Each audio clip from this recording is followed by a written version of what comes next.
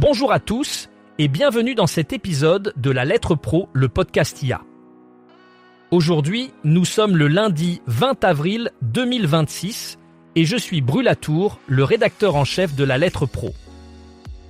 Nous allons plonger dans l'actualité du jour avec un regard sur les développements récents dans le monde de la radio et du podcast. Commençons par le classement des podcasts sport les plus écoutés aux États-Unis. Dans ce paysage compétitif, le podcast The Bill Simmons Podcast continue de dominer, capturant l'intérêt des auditeurs avec des analyses perspicaces et des interviews captivantes. The Fantasy Footballers suit de près, offrant des conseils précieux pour les passionnés de football fantasy. Pardon My Take complète le podium, connu pour son mélange d'humour et de discussions sportives. Ce classement montre non seulement la popularité croissante des podcasts de sport, mais aussi la diversité des contenus qui attirent les auditeurs américains. Ces podcasts sont devenus des incontournables pour les fans de sport, offrant des perspectives uniques et des discussions approfondies qui enrichissent l'expérience des auditeurs. Énergie a récemment lancé une initiative passionnante à Orléans, offrant à ses auditeurs une opportunité unique de participer à un cours de danse avec Julien Lieb. Cet événement se déroule au Centre chorégraphique national d'Orléans et repose sur une mécanique de sélection permettant à quelques chanceux de rejoindre la team Julien Lieb. Les participants auront la chance d'apprendre une chorégraphie spécialement conçue pour l'occasion. Pour prendre part à cette expérience exclusive, les auditeurs doivent écouter Énergie Orléans, visiter les réseaux sociaux de la station et consulter le site energie.fr. Cette opération illustre bien la stratégie d'Énergie qui combine la diffusion traditionnelle avec des relais digitaux pour maximiser l'engagement du public.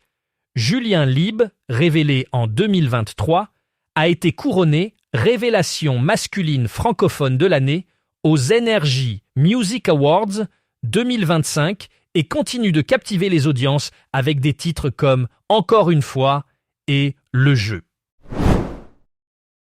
Skyrock, la station emblématique du paysage radiophonique français, confirme une fois de plus son leadership en Île-de-France. Avec une stratégie axée sur la diversité musicale et l'engagement des auditeurs, Skyrock parvient à maintenir une position dominante dans l'une des régions les plus compétitives du pays. La station continue d'attirer un large public grâce à ses émissions phares qui mêlent musique urbaine et interaction dynamique avec les auditeurs. Ce succès s'appuie sur une programmation soigneusement conçue pour répondre aux goûts variés de son audience, tout en restant fidèle à son identité de pionnier du rap et du hip-hop en France. Skyrock ne se contente pas de suivre les tendances, elle les crée, consolidant ainsi sa place de leader en Île-de-France.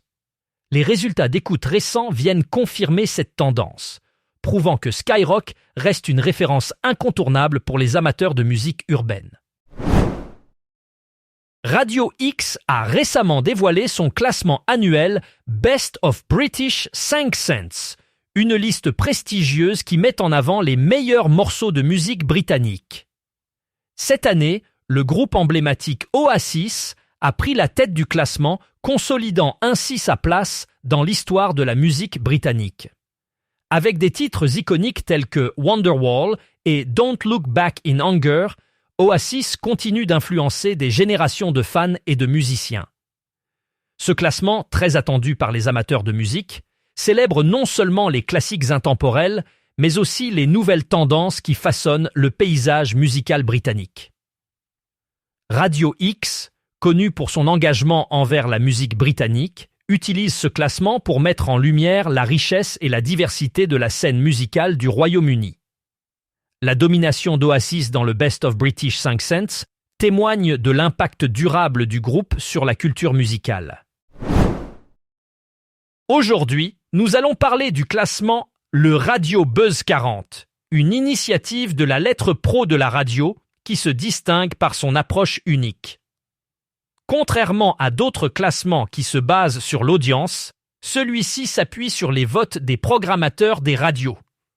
Chaque programmateur dispose d'une voix, ce qui permet de mettre en avant l'humain plutôt que les machines et les algorithmes. Ce classement est réalisé en partenariat avec la lettre pro de la radio et se base sur les diffusions de plus de 200 radios. Parmi les catégories mises en avant, on retrouve la meilleure entrée, la meilleure progression ainsi que la plus grosse gamelle de la semaine. Ce système offre une perspective différente sur la programmation musicale en France, en valorisant l'expertise et le goût des professionnels de la radio. Le classement complet et les détails sont disponibles sur le site de la lettre pro de la radio. La matinale radio joue un rôle crucial dans les stratégies d'audience et d'engagement des stations. Elle est souvent considérée comme le moment clé pour capter l'attention des auditeurs et les fidéliser tout au long de la journée. Les stations investissent de plus en plus dans des contenus variés et dynamiques pour leurs émissions matinales, intégrant des segments d'information, de divertissement et d'interaction avec le public. En effet, l'engagement des auditeurs durant la matinale peut avoir un impact significatif sur les taux d'écoute globaux. De nombreuses radios collaborent avec des personnalités influentes et des experts pour enrichir leur contenu et offrir une expérience unique à leurs auditeurs. La matinale devient ainsi un levier stratégique pour augmenter l'audience et renforcer le lien entre la station et son public, en misant sur l'authenticité et la proximité. Mercredi dernier, une auditrice de Toulouse FM, habitant à Blagnac, a remporté 4 080 € grâce au jeu Le Bidulon. Ce jeu repose sur une mécanique simple où les auditeurs doivent deviner un objet, une personnalité ou un lieu. Ils interviennent à l'antenne plusieurs fois par jour pour poser des questions et affiner les indices. Diffusé en direct du lundi au vendredi entre 10h et 13h, le Bidulon voit sa cagnotte augmenter tant que la bonne réponse n'est pas trouvée. Le 15 avril, la cagnotte atteignait 4 080 €, montant auquel elle a été remportée. L'auditrice, fidèle au programme, écoute la radio dans les bouchons toulousains lors de ses trajets domicile-travail. Elle a décidé de partager les gains avec 2 collègues qui participaient avec elle depuis plusieurs semaines. Toulouse FM, première radio musicale de Toulouse, illustre ici comment une station locale peut fidéliser et engager son audience grâce à des dispositifs interactifs. La dernière, l'émission phare de Radio Nova, a été officiellement renouvelée pour une 3e saison. Ce programme, qui a su captiver un large public grâce à son contenu innovant et engageant, continuera de divertir les auditeurs avec des discussions pertinentes et des invités de marque.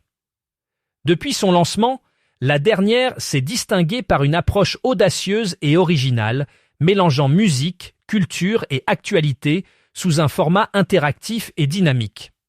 Les auditeurs peuvent s'attendre à de nouvelles surprises et à un contenu enrichi pour cette 3e saison, alors que l'émission cherche à repousser les limites de la créativité radiophonique.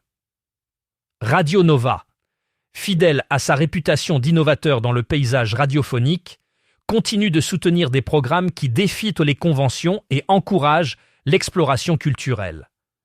La confirmation de cette nouvelle saison témoigne du succès continu de la dernière et de l'engagement de Radio Nova envers l'excellence en matière de contenu radiophonique. Malgré des niveaux d'engagement élevés, le week-end reste un point faible pour la radio en France. Selon les données de l'EEAR pour la période de janvier à mars 2026, l'audience cumulée du week-end est de seulement 55%, avec une durée d'écoute moyenne de 2h27. Ces chiffres révèlent une baisse généralisée du reach les samedis et dimanches par rapport à la semaine. Les stations de radio doivent donc redoubler d'efforts pour captiver et fidéliser les auditeurs pendant le week-end, période pourtant propice à des écoutes plus détendues et variées. Pour en savoir plus sur ce sujet et bien d'autres, je vous invite à visiter notre site lalettre.pro. Vous pouvez également vous abonner à notre newsletter quotidienne pour recevoir directement toutes les actualités professionnelles du monde de la radio et du podcast.